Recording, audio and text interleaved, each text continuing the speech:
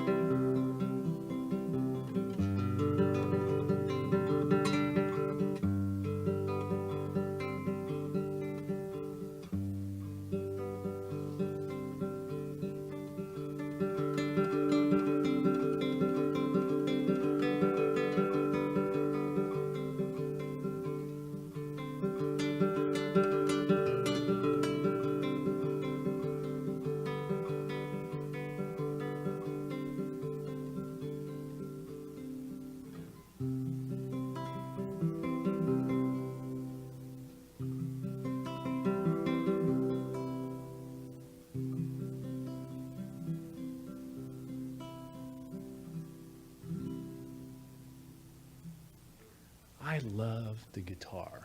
And let me tell you why I love it. I think the guitar is the most fantastic instrument. Is this on? In the world. I'm biased, of course. Any piano players in here? Flute players, saxophone? Sorry. Guitar.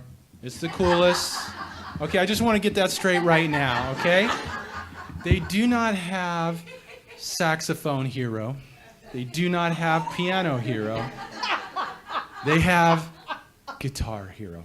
That's correct. And the pianist over there is giving me a dirty look right now. So it's okay, okay? You can't play Stairway to Heaven on the piano and make it sound like the original. So I just had to share that. But one of the reasons why I love the guitar so much, now that I've upset every musician who doesn't play a guitar in here, is that I think it's a great metaphor for our lives.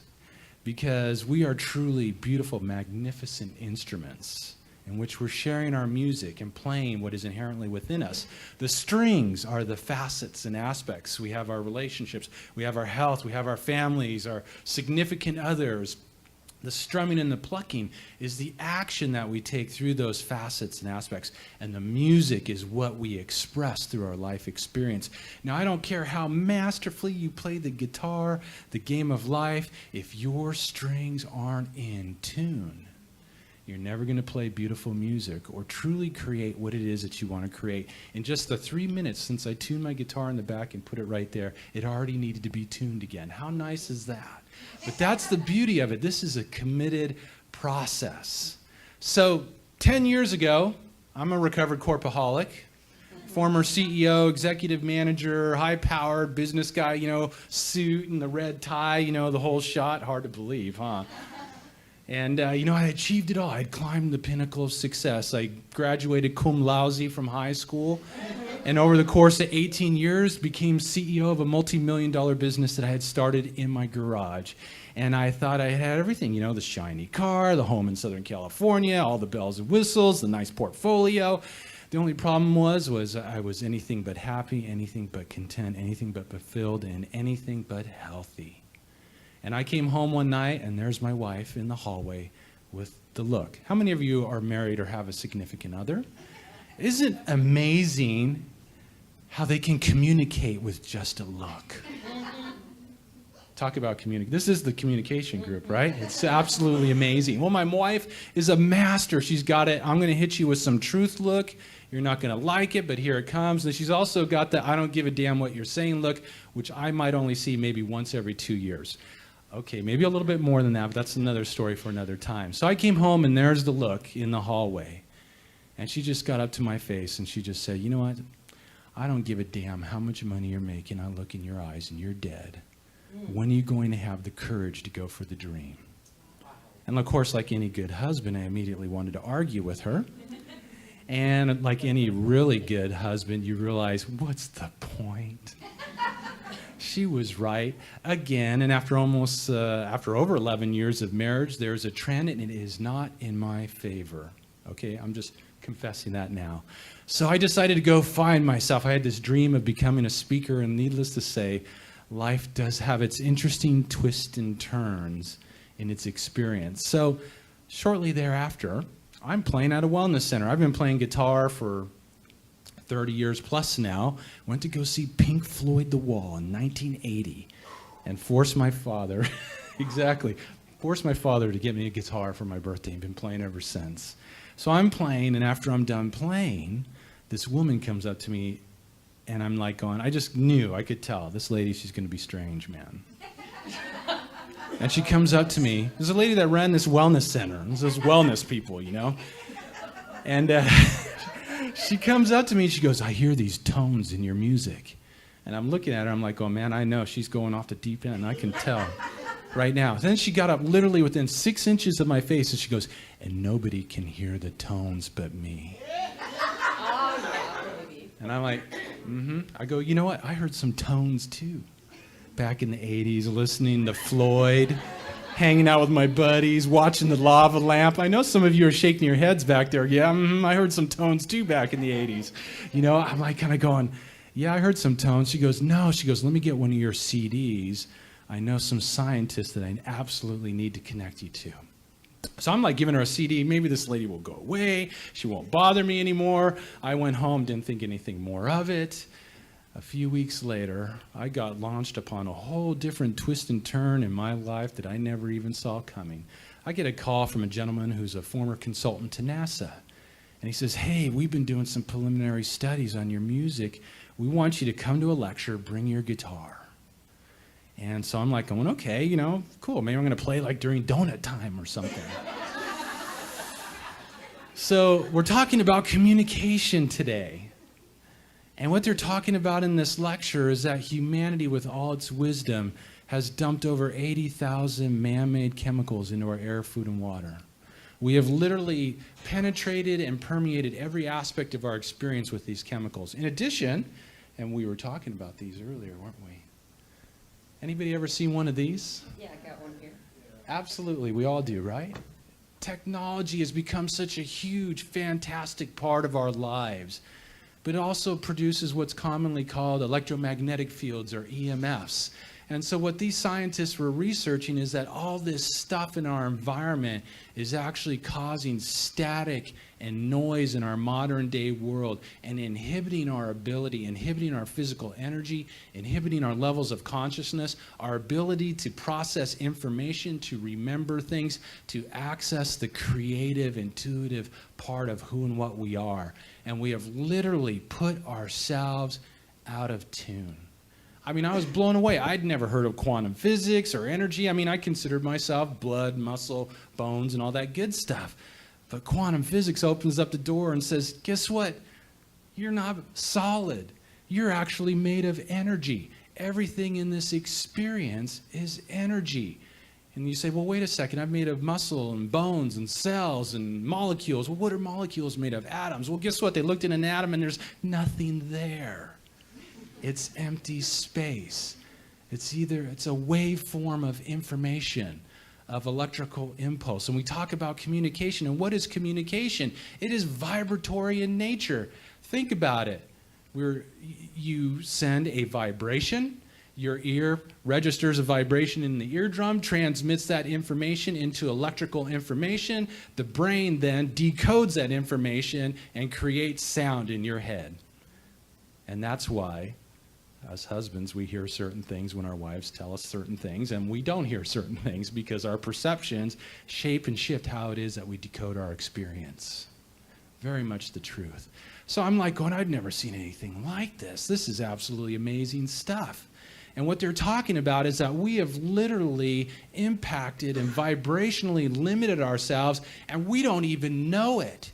And why? We don't hear these things. We don't feel them unless you're sensitive. There are people who are sensitive to things in the environment. But actually right now we're tremendously impacted by cell phone signals, Wi-Fi, microwave signals, the airports down the highway here, transmitting signals, radar signals, all the TV channels, AM, FM, everything being broadcasted through this room that is actually experiencing and impacting you on an energetic level. And ultimately, bottom line, interrupting your connection to this most magnificent field of energy that are we all part of, this quantum field, this field of unlimited possibility. And in essence, what we have done is we have compromised our energy and compromised our levels of consciousness. So I'm listening to this, absolutely blown away. Never seen, I thought these guys were crazy. Well, it really got crazy halfway through the program when they said, Mark, come up here. We want you to bring your guitar up. I'm like, okay, start playing. And on stage, they're demonstrating through physical tests how these things we use every day are compromising our energy and putting us into a state of perpetual stress, compromising our brainwave activity, compromising so many different aspects of our lives. And they're showing people physically how they are compromised, actually going into weakened states when being exposed to a cell phone, chemicals in the environment. I mean, I was absolutely blown away. But what really blew me away and quite honestly kind of freaked me out was when I started playing and these people who were going weak experienced instant physical shifts in their energy. I'm like going, what the? I mean, this is like high gradient stuff. I'm like kind of going, what is that? And I kind of went home not really sure what I had experienced. There was a red light blinking in my head that said, does not compute, disk error. And I just pretend it never happened. I can go into the denial phase, or at least I used to a long time ago, really easily. I just kind of went on my merry way. Okay, that was an interesting experience. So I didn't think anything more of it. Well, 2 months later, I get a call from Dr. Jones, this consultant from NASA. He goes, man, I'm so excited. I go, well, what's up? He goes, we've been doing preliminary study on your music. Okay. He goes, we did some brain mapping. He goes, we've been in a study and looking at how a brain in peak performance operates, which certainly, of course, is going to impact what? How it is that we communicate, how it is that we receive information and interpret information that is given to us. See, we want to clean up the airways. He said, when your music plays in the environment, it shifts the brain activity into a peak performance state. I'm like going, all right. He goes, and then he goes, through applied kinesiology and other physical testing, we're actually able to show that when an organism is in alignment and in harmony with this energetic field, it's going to have an instant increase in strength, flexibility, endurance, coordination, and balance. He said, your music does that. I'm like, okay. He goes, and thirdly, and most importantly, he said, when the body and the brain is exposed to energy interrupters in the environment, it's maintaining the same state. He goes, this is huge. He said, because the only way humanity is ever going to lift itself up and evolve to the next level is to find a way to raise itself vibrationally above the static and noise of all the things that we put in our environment. He said, your music does that. I'm like totally baffled at this particular point in time. He goes, we want to buy 1,000 CDs from you and start selling them. I said, well, that I can relate to. I'm not so sure about all the other stuff. So this kind of launched me off on this experience of doing health and wellness music and all these different aspects. And I'm like kind of going, wow. And I started getting feedback from people. All of a sudden I started getting notes from teachers. I've been playing your music in the classroom and we're really seeing some interesting things happen. I got an email from this guy. He goes, my nephew's autistic. He said, I've never been able to have focused conversation with him. He's 13 years old. Never been able to do it. He goes, I bought one of your CDs, and quite honestly, I thought you were crazy or you had smoked some kind of strange stuff in your previous life. And he said, but, I wanted to try it out. He said, so I played this CD in the car while we're driving together for 45 minutes. He goes, we had focused conversation. I ask a question, he would respond. I would ask a follow-up question, he would respond. He goes, what is going on here? And I said, good question. I quite honestly don't know. But this kind of embarked me off on this adventure to discover what was going on. And one of the stories I had shared with Marlene is, how many of you have ever had a room of 4-year-olds filled with 4-year-olds? It's an interesting experience, isn't it? It can be quite erratic. Well, I have challenges with a 5 and 10-year-old when it comes to erraticness. Well, here's a whole room full. So I thought I would put on the music and see what would happen. because it was getting erratic and crazy. And literally within 30 seconds, the whole energy in the room shifted. They're coloring, they're playing. I'm like, oh, this ought to be illegal. I go, this is the most amazing thing I've ever experienced. And as I begin to evolve in my own experience, I have a 5-year-old. I'm going to share something here. You're going to want to write this down, Jessica. I'm talking to you, okay? My 5-year-old was sleeping through the night after 12 days being born with music playing in the environment. You say, well, why? Our children are so sensitive to the Wi-Fi, the cell phone signals, the electric clock in their room, the TV, all these different aspects. So much we're used to it because we've been embedded into it. And until you go to Iowa for a week and come back, you don't realize it. But right now, we are just shrouded in this experience and having our energy interrupted.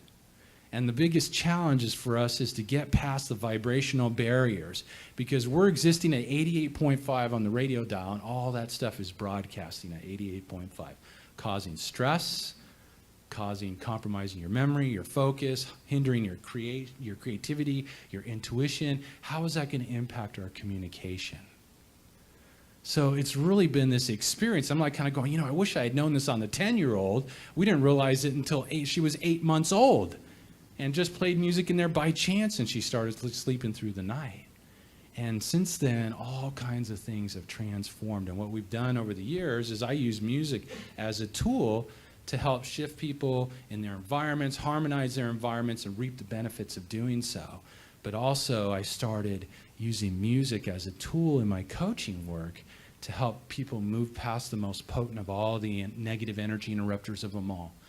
The limiting thoughts, beliefs, and perceptions that we've all incorporated into the belief structures of our minds that say that we're anything but magnificent, anything but grand, anything but unlimited in our potential.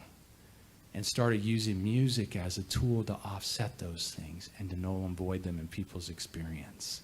Totally changed my life. Never saw myself doing it. Somebody had said this 10 years ago, Mark, you're going to be harmonizing people's lives with music and helping them to shift their lives and remember the truth of who and what they are. I love the story of David, the statue in Florence, the most beautiful, certainly one of the most famous art pieces in the world. If you haven't been to Florence and seen it in real life, you've seen a picture of it. I know you have. And I came across this little written piece on like this interview with like Michelangelo. How did you carve that thing? He said, I didn't carve it. He said, I just chipped away the pieces that were hiding away the statue within. And that's the process that we're all going through, is we're chipping away the pieces in our own life, and in our children's life, we're supporting them in the process of remembering that they are magnificent and unlimited in their potential, and that they can truly compose their lives in any way that they desire. So it's one thing to talk about this. Does that mean my time's up? Oh, yeah. Oh, I went over, huh? All right, well then I'm not going to demonstrate it. What? I was going to demonstrate the music. She just gave me the cane. Can I take? Okay, all right. So Marlene, come up here, Marlene. You're going to be my test subject. It's another thing to actually demonstrate it. So we think of balance, right? Balance is such an important part of our lives. If we're going to run, you got to be balanced. You're going to walk, you got to be balanced. We don't want to fall over, right? I know, and you were just telling me those stories last night about the margaritas. Yeah. So we're going to do a little balance test. So put your feet and toes all the way together. And I want you to put your hands to the side. I want you to grab my fist. Get a good grip on there. So we're going to see how her balance is. Are you ready? I'm gonna push down to your hand. I want you to stay stiff. Don't let me bend. Don't let me tip you. Ready to go? Be strong. Okay. There you go. I thought you were gonna be strong. So, what do you think happens when you true up the communication in your environment? Feet, toes together. Grab my fist. Hang on tight. You ready? Be strong. So now, okay. Oh my God. Wow. Let's give her a hand for That's being. powerful. Oh my God. Unbelievable. That's amazing. So here's the thing. You are the strings in which the universe is going to play its beautiful music through. It is that music that's going to transform not only your life, your experience is going to transform your children's life. Your children came here with a song, as we all did. And it is that song that's going to transform the planet that we live in. It's not some date on the calendar, some presidential election, some change in the economy. No, it's going to be each and every one of us waking up to the beautiful music that is within us. And the only way that that beautiful music can be shared is by making sure that your strings are in harmony and in tune. Thank you very much.